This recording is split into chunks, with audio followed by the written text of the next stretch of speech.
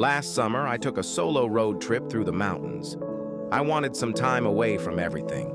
Just me, my thoughts, and the open road. I was driving late one night when my car started sputtering and eventually died. I managed to coast to the side of a desolate road, completely cut off from civilization. My phone had no signal, and it was pitch black outside. I remembered passing a small town about 10 miles back, so I decided to walk there and look for help.